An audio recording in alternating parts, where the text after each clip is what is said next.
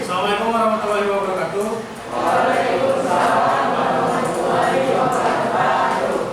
Ya, kembali lagi dengan pelajaran sosiologi ya, di hari yang cerah, tidak mendung. Ya, semoga semangat kalian itu sama kayak mentari yang secerah ini. Mantap lagi. Ya. Nah, untuk kegiatan hari ini kita akan melakukan hal sama seperti detektif, tahu ya? Detektif. Nah, di mana nanti kalian bakal diberikan artikel, dan artikel tersebut adalah masalah sosial yang lagi rame ya. Ada kasusnya Lesti Bilar dan ada kasusnya Sambo. Nah, nanti kalian duduk berkelompok, kalian selidiki ya, apa penyebab permasalahannya, terus buktinya apa ya, sampai nanti ke solusi penyelesaiannya. Walaupun memang solusinya itu bakal di ranah hukum, tapi kalian mencoba untuk didiskusikan bahwa kelompok kalian itu nanti memilih upaya penyelesaian konfliknya itu yang seperti apa. Nah, maka dari itu untuk materi hari ini adalah resolusi konflik dan upaya penyelesaian konflik ya. Nah, jadi pada pertemuan kali ini tujuan pembelajaran yang akan Bapak berikan kepada kalian itu supaya kalian memahami bagaimana penyelesaian konflik yang ada di sekitar rumah kalian ya. Karena susah ya kalau misalnya ada hal atau sesuatu masalah yang ada di lingkungan kalian mencoba untuk menyelesaikan sendiri ya, kalian bakal disebut ya nyawana maneh ngolak ini umum misalnya orang tua lagi ribut gitu ya, udah apa sih kamu begitunya ya, kayak di sinetron gitu kan, tiba-tiba anaknya padahal cuma disentuh dikit lebay gitu ya, malah jatuh guling-gulingan sampai 100 kali ya. Nah, kayak gitu kan sebenarnya bukan di sinetron saja, tapi di lingkungan kalian juga terjadi ya. Sebelum kita memulai pembelajaran hari ini, silakan kalian untuk memimpin berdoa terlebih dahulu. Hari saja, Haris, pimpin Haris. Kita belajar berdoa dulu, pertama masing-masing doa dimulai.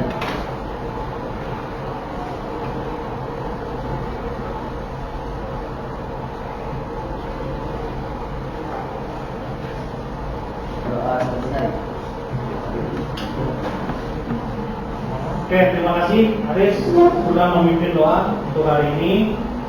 Bapak akan absen dulu ya. Nanti bakal dilaporkan ke wali kelasnya. Haji Sudrajat, benar ya? Ada? Haji Sudrajat, Anas? Nggak masuk. Alia Nur? Alia? Oke. Terus Anis Munandar? D. Terus Atian ya.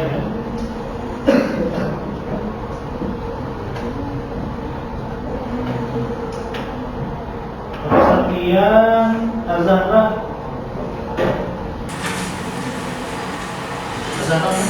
Oh ya. Dela Yulia. Oke. Delvin Rizky. Delvino. Desi Alipi, Desipi, Kasetinya mana? Sudah beberapa kali ada job seperti itu. Sering. Cina Nur Aziza, Endang Permata,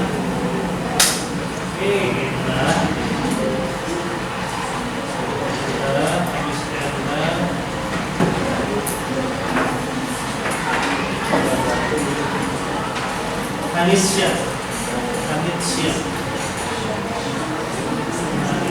Muhammad Fahmi.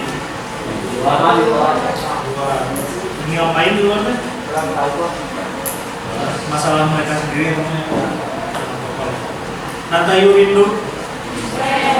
Display apa? Manja tebing. Manja tebing teh itu teh tinggi nggak tebingnya?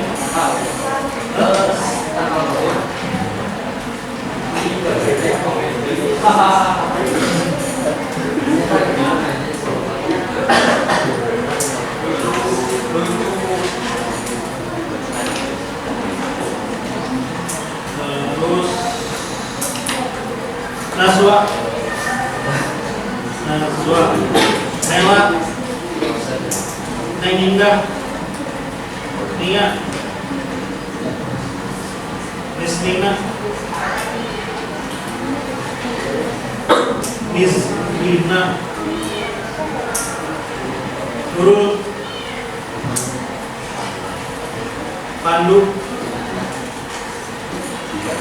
Kuku. Kalau tahun 2000 lulusan tahun 2019 ada yang namanya Kuku. Kadang ada yang namanya Kuku. Ya. Masih mewariskan warisan nama tradisional. Ya, Gus. Ya. Karena sekarang itu nggak ada yang namanya Ngatiem, nggak ada ya? Ngatiem. Ngatiem, Romlah, nggak. Eneng. Nggak ada ya? Siapa lagi nya? Mimin. Nggak ada kan ya? Putri, Rafli, Rahma, nah mereka, Rahma, kamu orang Batak. Dani Sri, Renata, Ria Ipanka, Rizky Afri, Deni Mulyasari, Suci Nuraini, Teguh, Zahra, Zintan. Oke. Sekarang kita mulai di materi aja, masuk ke materi ya. Sebelumnya kalian udah tahu yang namanya konflik itu apa? Emang konflik itu permasalahan. Kata siapa? Emang setiap konflik itu pasti ada masalah. Nah, konflik disebabkan dari apa? Masalah disebabkan dari bolak-balik itu. Konflik itu adalah rentetan dari sebuah masalah. Ya. Masalah ini banyak sekali penyebabnya. Cik, contohnya mau. KDRT itu berawal dari apa?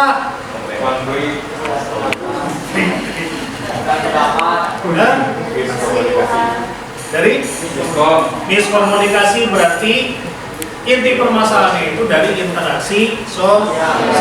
Itu pelajaran kelas 10. Masih ingat? Apa sih interaksi sosialnya?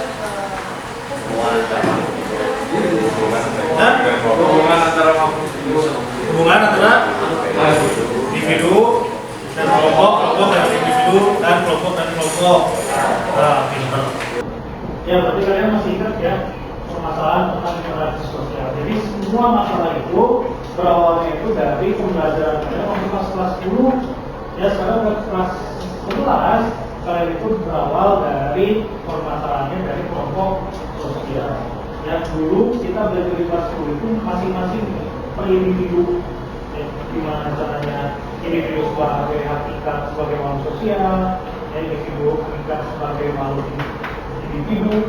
Nah itu kan berarti kalian mempelajari diri sendiri dulu. Ya, terus di kelas 11 kalian mulai mempelajari gimana atau karakter dari seseorang. Makanya kalian mempelajari yang namanya kelompok sosial.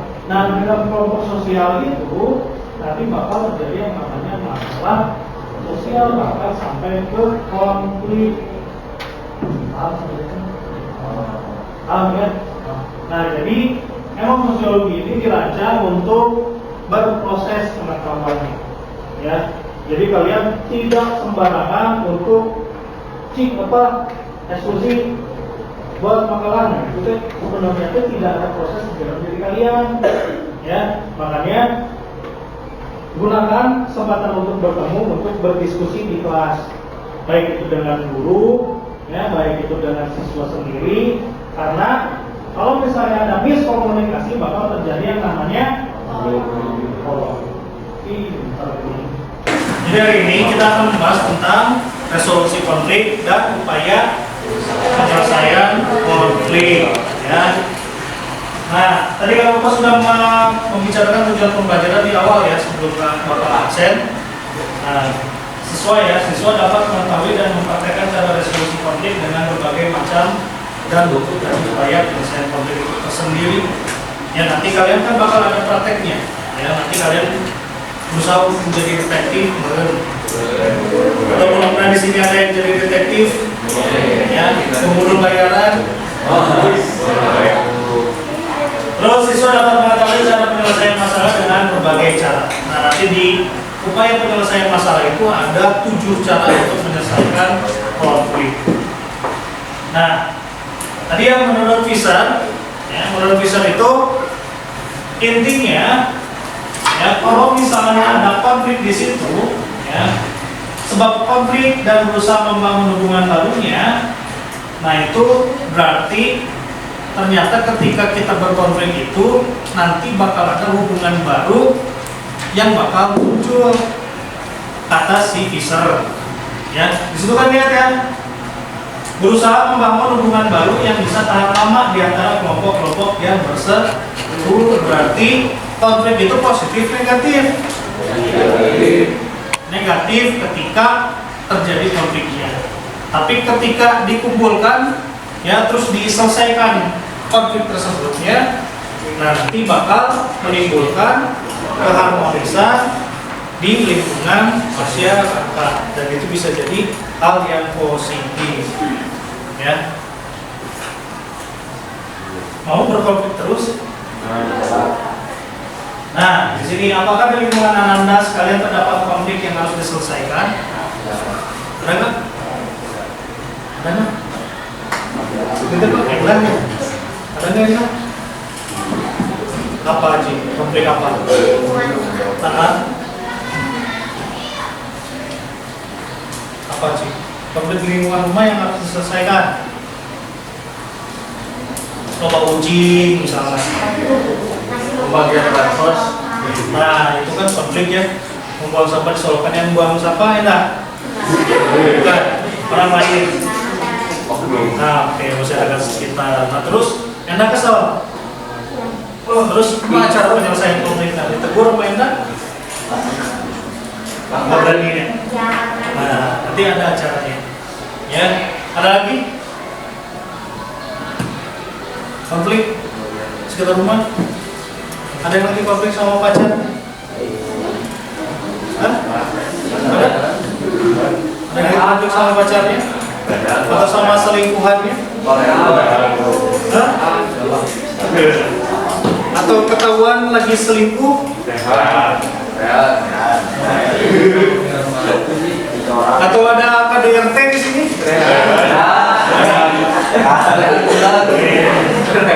Lanjutkan. Nah, jadi ada kemampuan ya, ada kemampuan atau cara di mana di diri kita itu sudah ada bekalnya sebenarnya. Cuman gimana cara melatihnya itu kita harus latih dari sekarang. Ya, jadi cara menumbuhkan inisiatif di resolusi konflik itu ada 5 ya. Yang pertama itu ada kemampuan orientasi, ada kemampuan persepsi, ada kemampuan emosi, komunikasi, berpikir kritis, dan kreatif. Pak, untungnya ini kuat berpikir kritis dan kreatif.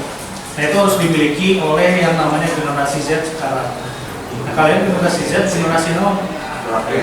Hah? Atau generasi micin? Atau bucin? Atau generasi apa? Generasi apa? Nggak tahu. Generasi rusak? Nggak. Generasi hebat? Nah, menurut Jokowi gitu, menurut Jokowi nanti kalian itu bakal menjadi generasi yang paling bisa membuat Indonesia berkembang, cenah, ya. Tapi kalian kan udah libur 2 tahun kan, masa COVID kan dipakai apa? Tidur. Lebaran. 2 tahun dipakai tidur, pengetahuannya apa? Mimpi.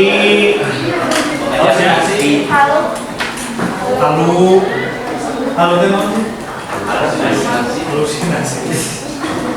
Ya, pertama itu kemampuan orientasi, pemahaman individu tentang konflik. Ya, jadi kalian itu harus bisa memahami mana sih konflik itu teh ada gitu. Misalnya, misalnya namanya, Pupu sama Cynthia.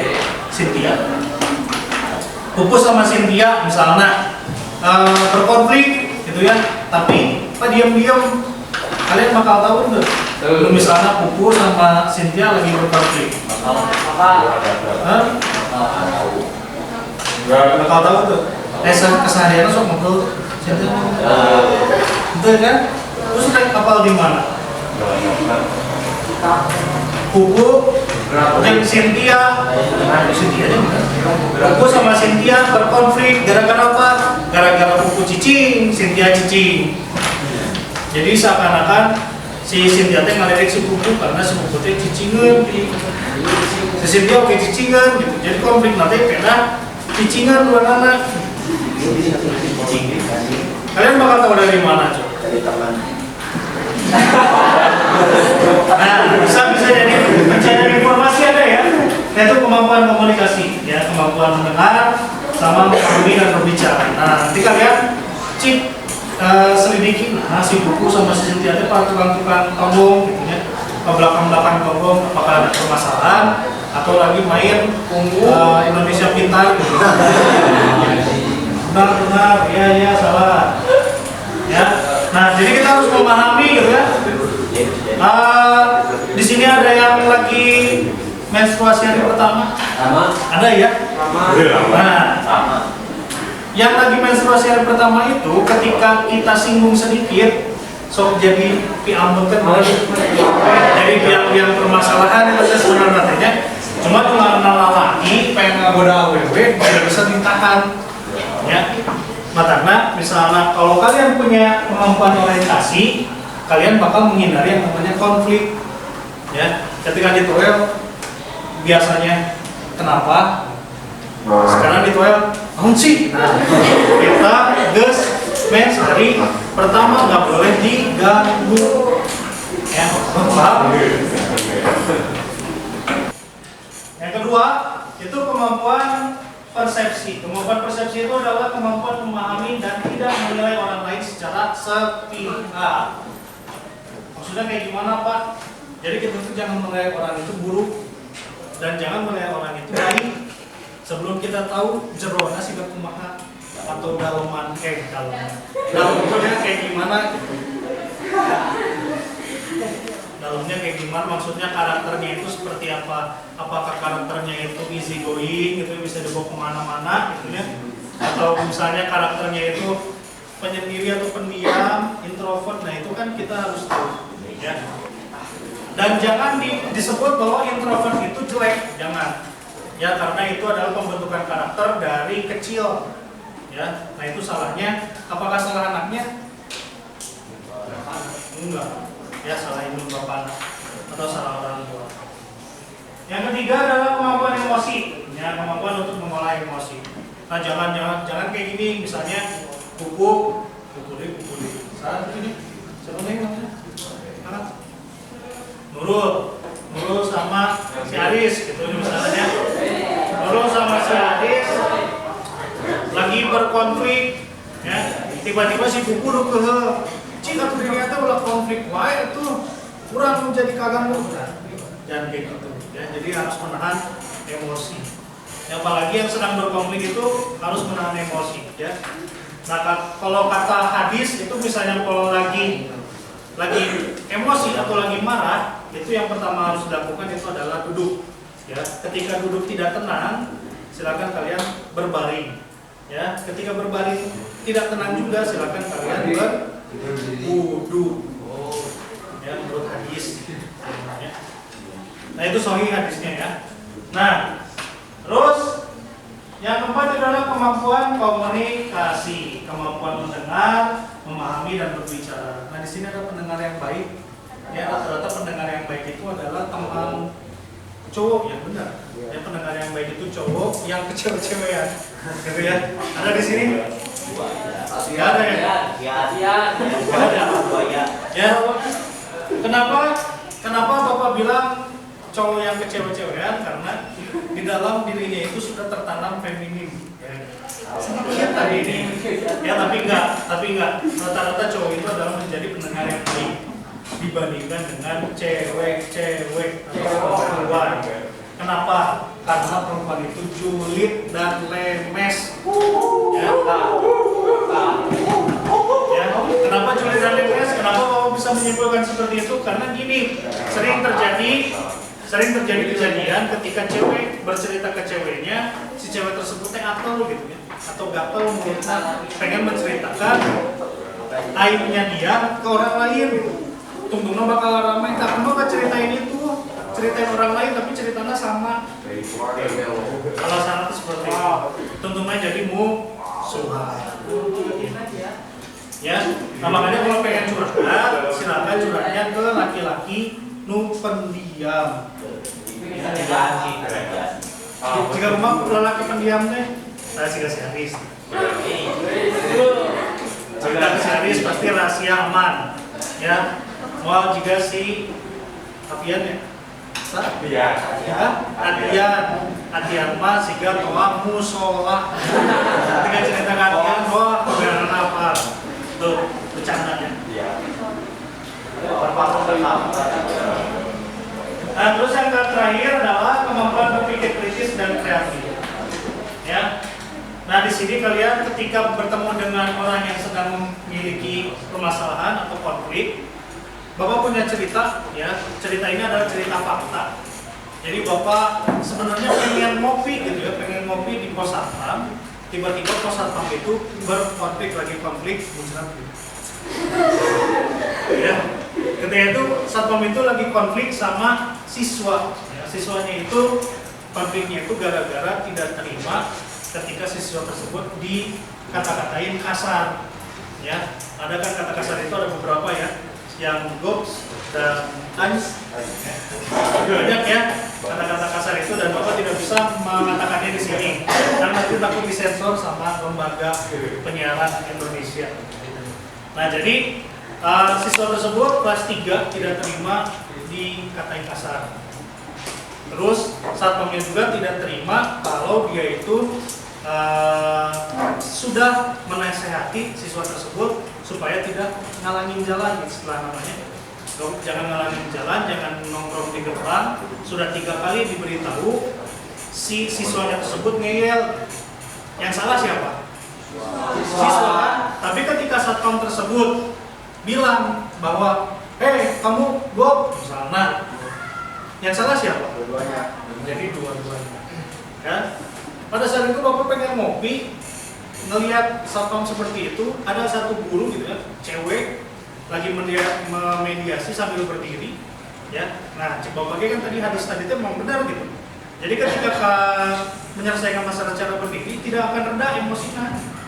Jadi ajak duduk dulu gitu ya. Karena pas dimediasi sama guru tersebut ya, guru perempuan tersebut, si emosinya itu masih tidak bisa dikontrol. Tapi ketika sama Bapak diajak untuk duduk, ya, emosinya reda. Ya, dia si anak kelas 12-nya itu 13. Anak 12-nya itu menceritakan kenapa, satpamnya juga menceritakan kenapa, ya. Dan Bapak posisinya jangan sampai memihak kepada satpam, jangan sampai memihak kepada siswa juga. Ya. Jadi tetap pada pendirian Bapak sebagai pengambil keputusan. Ya. Terus akhirnya pada maaf-maafan gitu ya. Ya maaf, saya tidak akan mengulangi lagi ini atau di belakang namanya. Tapi kalau untuk masalah di sekolahnya udah beres. Nah itu ya. Jadi istilahnya kita itu harus berpikir kritis juga. Gitu. Ketika ada permasalahan di depan kita, orang lain tidak bisa menyelesaikannya, apa yang harus kita lakukan supaya tidak terjadi konflik yang besar? Karena apa? Kemarin itu sudah memanggil teman-temannya yang kelas 3, ya hampir sekelasan turun ke bawah, naronan juga, baik nempokan konflik, mungkin, pasti ngebantu. Nah seperti itu, ya. Nah berpikir kreatif kayak gimana? Berpikir kreatif kumaha carana kita, gitu ya, supaya masalah itu cepat beres gitu, tidak bertele-tele. Nah makanya ketika penyelesaian masalah mediasi, kalian harus to the point, ya, jangan cerita dulu kemana, ya. Terus nanya-nanya kemana, misalnya lagi konflik, gara-gara dikatain kasar, tanya, bapak kamu kerjanya apa, ibu kamu kerjanya apa, penghasilannya berapa, kan nyambung, ya. Jadi harus to the point, ya, paham ya?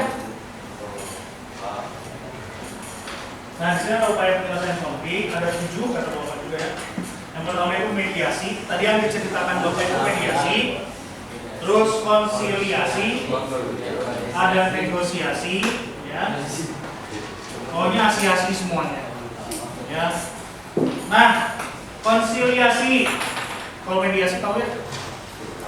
Tahu ya? Yang tadi bapak ceritakan itu mediasi. Jadi ada konflik, ada satu pihak ketiga dan pihak ketiganya tidak berpihak kemanapun, ya, dan tidak juga mengambil keputusan untuk penyelesaian konflik, ya. Tetap dua yang berkonflik itu yang memutuskan permasalahan. Nah, yang kedua itu konsiliasi, usaha untuk mengendalikan konflik dengan menggunakan lembaga-lembaga tertentu. Misalnya, kayak gimana? Nah, ya, ada juga nanti lembaga hukum itu beda lagi namanya. Ya, kalau konsiliasi itu istilahnya ketika ada konflik antara cewek dengan cowok di sekolah, nah kepala sekolah menunjuk BK untuk menyelesaikan masalah. Terus negosiasi, kalian tahu ya, pernah negosiasi? Nah ya, jadi nggak usah dijelaskan, sama aja, cuman beda fokusnya. Kalau misalnya negosiasi di jualan mangga, nah kalian ini sekarang negosiasinya di penyelesaian konflik. Terus ada arbitrase, stalemate, sama konversi. Ada kan? Keselir di bawahnya kata-katanya ya. Bapak mau nanya dulu. Tadi negosiasi silat mahal.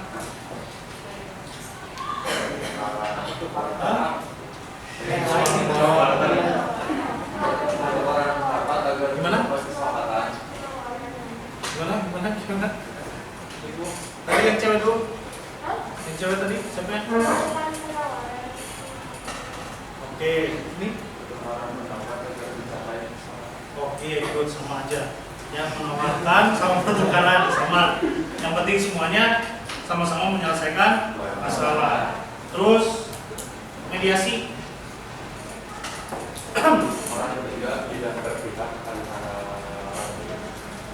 Ketidakberpihakan dan tidak mengambil keputusan. Yang pihak berapanya? Yang satu pihak, dua pihak, tiga. Yang ketiga. Yang pihak satu sama yang kedua itu yang berkonflik. Yang ketiga itu yang jadi mediatornya. Nah, sekarang arbitrasi, upaya menyelesaikan konflik yang dilakukan oleh pihak ketiga dengan memberikan keputusan yang harus ditaati dan diterima oleh kedua belah pihak. Nah, di sini ada lembaga yang namanya pengadilan. Ya, di sidang kalian deh. Ya. Ada yang pernah di sidang SIM? Sidang STNK? Belum pernah ditilang? Kumaha? Ke pengadilannya atau bayar di tempat? Nah, itu mah upaya penyelesaian konflik secara kontan, ya. Tapi kalau misalnya kalian di sidang SIM ya, kalian ditilang, terus kalian nggak mau bayar di tempat gitu ya, udah aja pengadilan Pak, coba ya rasain sekali ke pengadilan untuk ngambil SIM kalian, ya. Dan nggak akan dihukum, kali ini disuruh bayar. Soalnya Bapak pernah ya ketilang di bypass ya, Soekarno Hatta, jalur cepat, Bapak masuk ke sana ada polisi ditilang, ya, padahal Bapak itu rekruter Persib ya. Yang ngajak-ngajak nonton Persib gara-gara ditilang itu bapak jadi nonton Persib kan ya, karena sempat mau ngomong dulu sama polisi tadi pagi bapak lewat tadi siang ayah ya. Nah kan misalnya kalau pengen kayak gitu berarti dari pagi sampai sore harus ada di situ terus kan ya, jadi semuanya kena yang lewat sana, tapi ini enggak. Nah bapak sempat bersih tegang gitunya sama polisi tersebut, akhirnya soknya ambil coba pakainya, ambil aja SIM-nya, mau diberesin atau udah aja di sidang dulu 2 minggu. Kata itu bapak ke daerah belakang BIP, belakang BIP itu berarti daerah mana ya? Taman Malu gitu ya, dan pernah ke sana. Di sini jalan-jalan paling jauh kemana? Cimahi, Bandung. Ya pokoknya di belakang BIP itu pengadilannya di sana, ada hakimnya aslinya ya. Ketika itu bapak dipanggil, Ainul Ramadan, melakukan kesalahan apa? Masuk jalur cepat. Ini masalahnya segini, dendanya 80.000, silakan bayarkan di kasir. Kayak kasir Pak. Ya. Jadi cuma bayar 80.000, ambil SIM, udah pulang. Nah cuma nanti misalnya kalau bapak kasih tahu ya, mending ditilang STNK-nya daripada ditilang SIM-nya. Kenapa? Karena yang ditilang SIM-nya itu lebih banyak daripada yang ditilang STNK. Ya, cek bapak ya.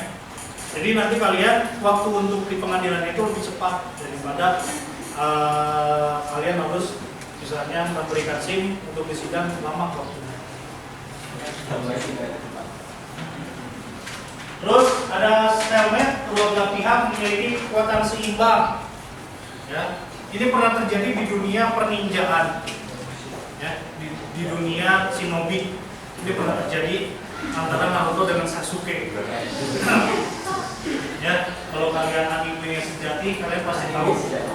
Ya, Naruto dengan Sasuke itu pernah bertarung dan dua-duanya itu tangannya putus ya. Nah itu kekuatannya seimbang sehingga tidak terjadi konflik lagi, benar tak? Nah itu adalah salah satu contoh dari stalemate. Kedua lama kan? Jadi nanti kalian dikorelasikan atau dihubungkan dengan kehidupan kalian sehari-hari.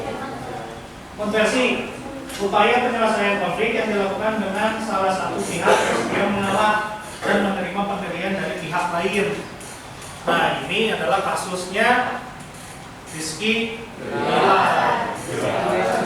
Rizky Bilar itu Lestinya yang mengalah karena melihat anaknya. Ya. Emang itu anaknya Rizky Bilar sama Lesti, anak sahnya? Hah? Gak tahu? Hah? Hah? Gak tahu? Adjudikasi itu adalah upaya menyelesaikan konflik yang dilakukan melalui lembaga pengadilan. Ya, nah di sini adalah penyelesaian konfliknya melalui jalur hukum. Nah ini kayak maling ayam, maling sendal, dan semuanya di sini. Ya. Nah kenapa bapak di atasnya itu ada menciptakan perdamaian, ya, terus ada harmoni sosial, terus ada sejahtera. Kenapa? Karena ketika perdamaian ada di lingkungan sekitar kita, ya bakal timbul yang namanya harmoni sosial. Yang namanya harmoni sosial bakal semuanya itu simpati dan empati antara sesama manusia dan timbullah yang namanya kesejahteraan sosial. Nggak kayak sekarang itu kemarin ada kasus satu rumah meninggal, ya, satu rumah meninggal, nah itu RT-nya kemana? Itu dosa besar untuk RT-nya. Asli, nah di sini ada pegawai RT yang bapaknya jadi RT, yang bapaknya jadi RW, nggak ada. Nah itu kenapa bisa sampai seperti itu? Katanya mereka itu matinya kelaparan ya, meninggalnya kelaparan. Nah itu lebih parah lagi. Ya. Dari sini ada satu quotes dari Bapak yang mudah-mudahan bisa memotivasi kalian. Masa depan yang cerah selalu tergantung kepada masa lalu yang dilupakan. Tetapi masa lalu yang indah tak mudah untuk dilupakan. Kenapa?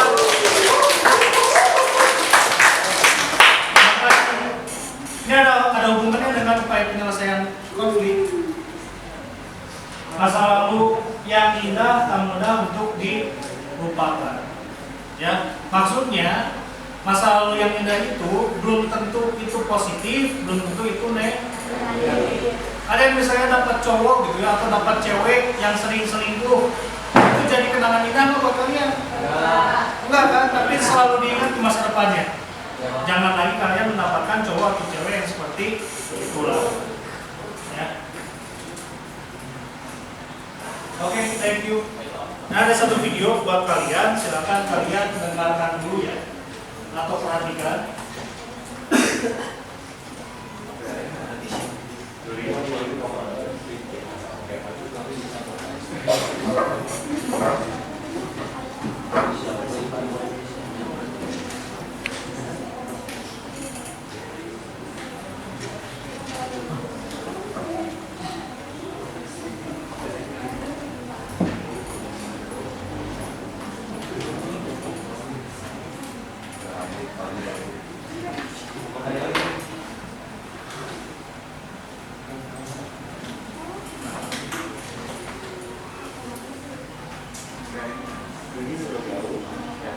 Ini tentang kasusnya Rizky Bilar dan Lesti Kejora.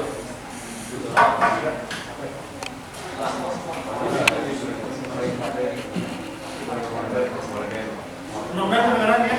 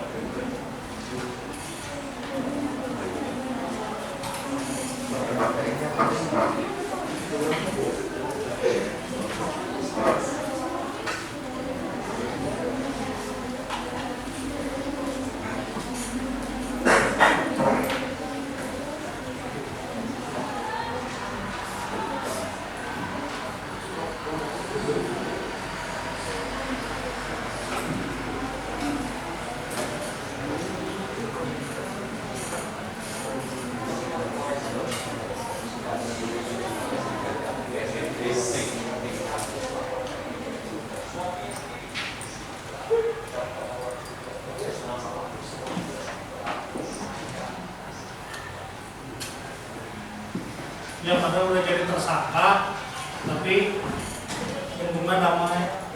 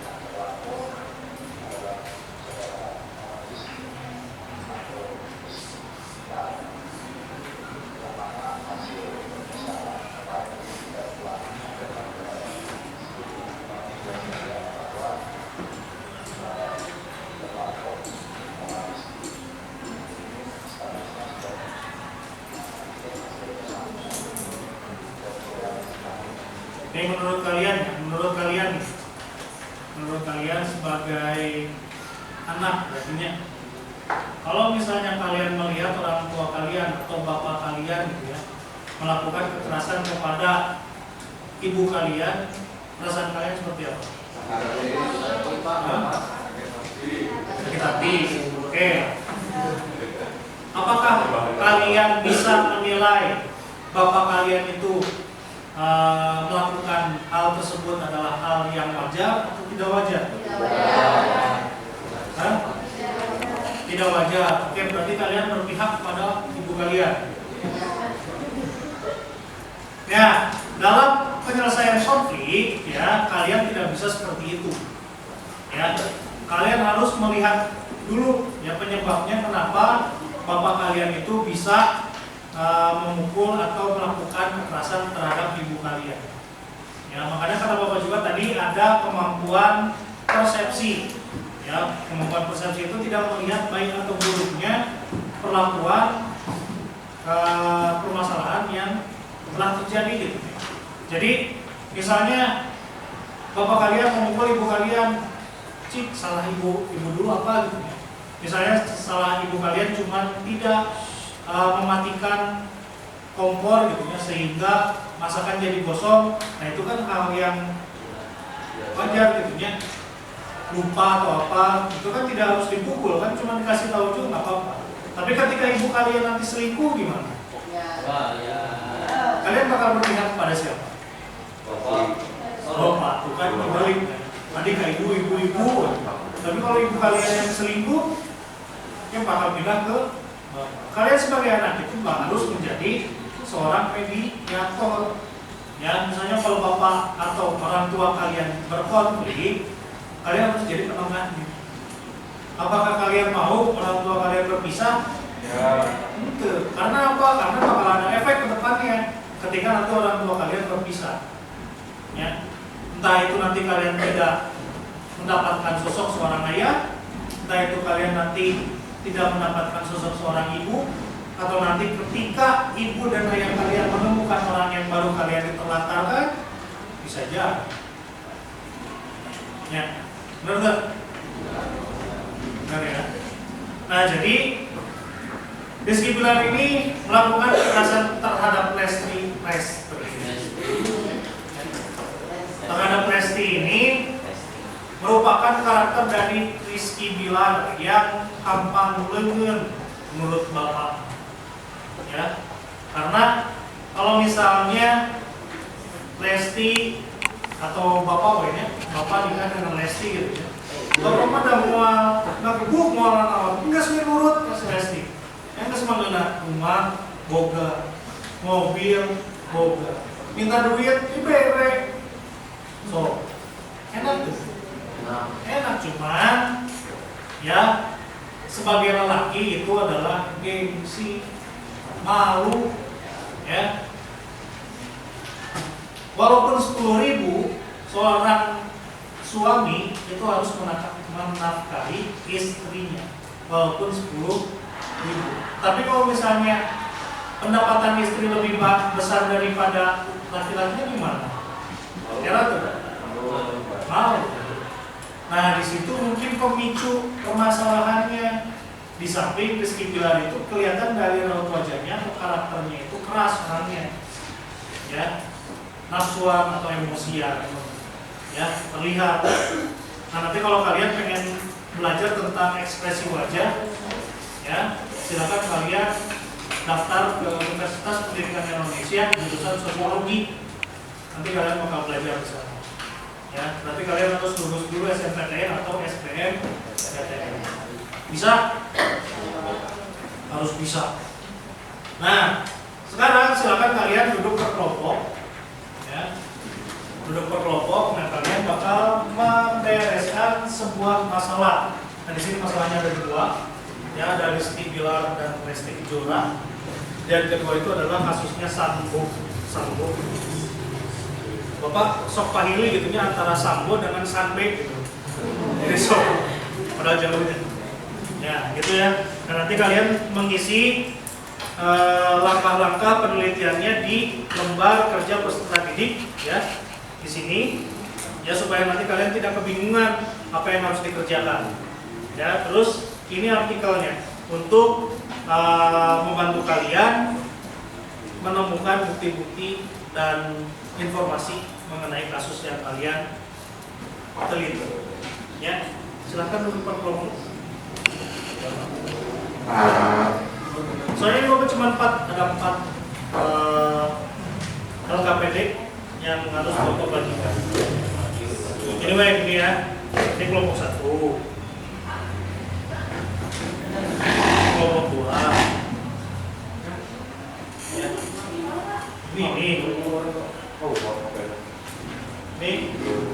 Ini ya. Sini waktu. Ya ini sama ini. Sok, silakan. Dikerjakan waktunya nggak lama, 10 menit ya. Nanti ada presentasi.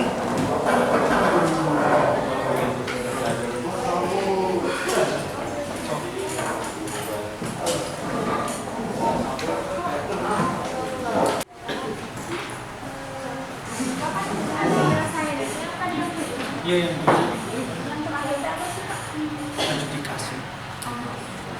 adjudikasi itu pajak penyelesaian waktu hukum pengadilan. Lalu menurut hukum misalnya kalau kalian ingin pakai adjudikasi, boleh pakai mediasi, boleh pakai apa yang penting nanti menemukan solusinya benar.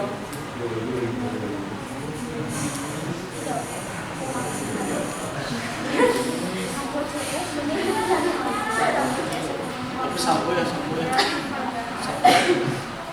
kalau harus pakai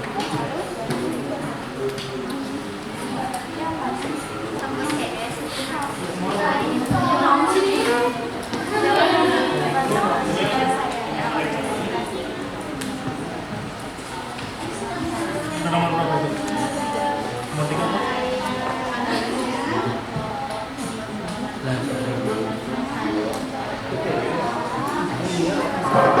Saya kan ada 7 upaya penyelesaian masalah. Tapi ini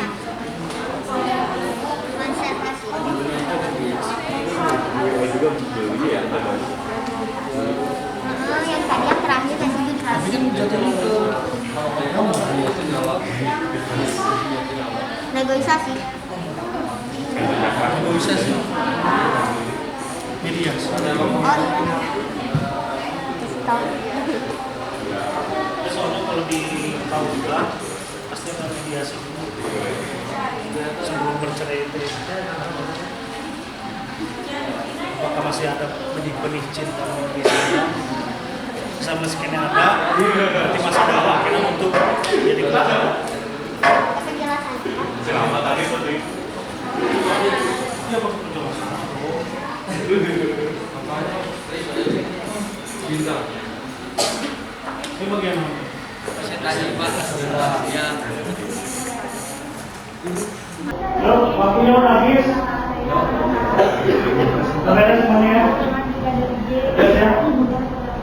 Kelompok ini udah beres? Ya, udah situ kan?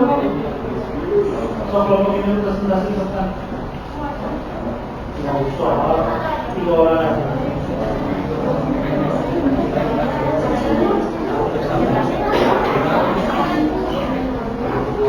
Yuk, ayo. Assalamualaikum warahmatullahi wabarakatuh. Waalaikumsalam warahmatullahi wabarakatuh. Kami di sini akan mempresentasikan tentang kasus pembunuhan Brigadir D. Yang pertama, permasalahan apa yang Anda dapat dari artikel yang telah diberikan oleh guru? Asal mula, perkembangan kasus terbaru dan kronologi lengkap kasus tewasnya Brigadir D oleh Ferdi Sambo. Yang kedua, menurut kelompok, apakah penyebab terjadi permasalahan di video, yaitu pelecehan terhadap Putri Chandrawati dan cobaan pembunuhan terhadap Brahada E.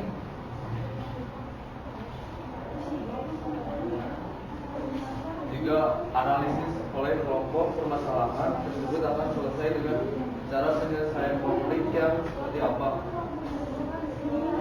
Jawabannya edukasi. yaitu cara yang digunakan untuk menyelesaikan konflik yang terjadi antara dua pihak dengan cara melibatkan orang lain sebagai pihak ketiga, yaitu hakim. Yang keempat, carilah bukti otentik yang terdapat pada permasalahan yang ada di dalam artikel. Mulai dari adanya hambatan penyidikan seperti intimidasi, tekanan, intervensi, hingga menghilangkan barang bukti oleh beberapa anak buah Ferdi Sambo, termasuk CCTV di pos satpam yang telah diambil oleh oknum personil divisi Propam Polri dan Barreskrim Polri. Yang kelima, solusi apakah yang tepat untuk penyelesaian masalah tersebut menurut kelompok Anda? Diproses secara hukum sesuai aturan yang berlaku karena kasus ini telah melanggar hak asasi manusia. Sekian dari kami. Oke, terima kasih. Sekian dari kelompok kami. Assalamualaikum warahmatullahi wabarakatuh.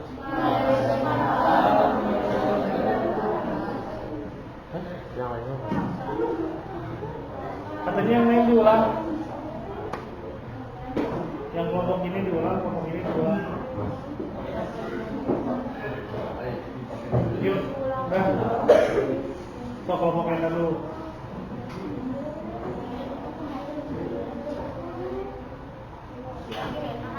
Iya.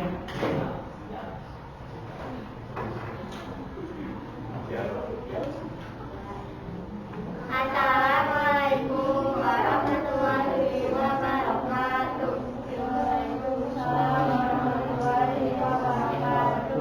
Kami di sini akan mempresentasikan hasil dari kerja kelompok kami tentang dugaan KDRT Rizky Bilar Solesti Kejora disaksikan ART dan karyawan Leslar. Pertanyaan pertama, permasalahan apa yang Anda dapat dari artikel yang telah diberikan oleh guru? Dugaan KDRT Rizky Bilar Solesti Kejora disaksikan ART dan karyawan Leslar dan Saiman. 2. Menurut kelompok, apakah penyebab terjadi permasalahan di video? Penyebabnya karena kekerasan rumah tangga yang dilakukan terhadap Lesti Kejora. Hal itu disebabkan karena adanya masalah keluarga Lesti Kejora. Kekerasan yang diterima oleh Lesti yaitu kekerasan fisik, contohnya fisik, seksual, dan pelancaran. Pertanyaan ketiga, namun salah kelompok permasalahan tersebut akan selesai dengan cara penyelesaian konflik yang seperti apa? Seperti mediasi, karena pihak ketiga tidak memihak pihak yang berkonflik. Nomor 4, carilah bukti autentik yang terdapat pada permasalahan yang ada di dalam artikel. Bukti yang dilakukan oleh Rizky Bilar terhadap Lesti ditunjukkan dengan adanya luka yang ada di bagian tangan kanan dan kiri, leher, serta bagian tubuh Lesti yang lain merasa sakit. Nomor 5, solusi apakah yang tepat untuk menyelesaikan masalah tersebut menurut kelompok kami? Seharusnya Lesti Kejora tidak mencabut kembali gugatan yang dia berikan terhadap Bilar karena dia melanggar pasal 44 Undang-Undang Republik Indonesia Nomor 23/2004 tentang penghapusan KDRT. Sekian dari kami. Wassalamualaikum warahmatullahi wabarakatuh. Waalaikumsalam. Ya, terima kasih yang sudah presentasi. Sudah bagus ya, kalian berarti sudah bisa ke tahapan analisis ya, karena kenapa ketika solusi yang diberikan oleh kelompok kalian itu solusinya itu nyambung gitu ya, dari permasalahan sampai ke solusi itu nyambung. Nah kadang misalnya kayak gini ya, Pak, kalau misalnya kayak gimana sih Pak urutan penyelesaian masalah yang benar itu? Harus ada prosesnya ya. Misalnya prosesnya tentang KDRT, berarti hukumannya itu kalau tidak mediasi atau enggak adjudikasi. Tapi misalnya kalau kasusnya kayak Ferdi Sambo, misalnya harus mediasi, itu udah nggak bisa ya, karena sudah membunuh yang namanya Brigadir J ya, terus ada pembunuhannya juga berencana ya, itu hukumannya paling tinggi itu adalah hukuman mati biasanya ya, dan itu tidak bisa melakukan upaya penyelesaian masalah yang lainnya kayak mediasi dan lain-lain, nggak bisa ya. Kalau kalian sudah bisa menentukan seperti itu, berarti kalian sudah paham Ya. Nah, karena kalian sudah paham, Bapak anggap pertanyaan yang ada di LKPD itu adalah evaluasi hari ini. Ya. Jadi kalian tidak usah melakukan pengisian soal untuk mengevaluasi sejauh mana kalian mendapatkan materi dari upaya penyelesaian masalah. Jadi terima kasih telah hadir dalam pelajaran sosiologi hari ini. Mohon maaf apabila Bapak banyak sekali kesalahan atau ada kata-kata yang menyinggung kalian. Ya, sekali lagi terima kasih. Untuk minggu depan, ya, mudah-mudahan kalian mendapatkan semangat baru, ya, dari pembelajaran hari ini. Ya. Oke, terima kasih. Assalamualaikum warahmatullahi wabarakatuh.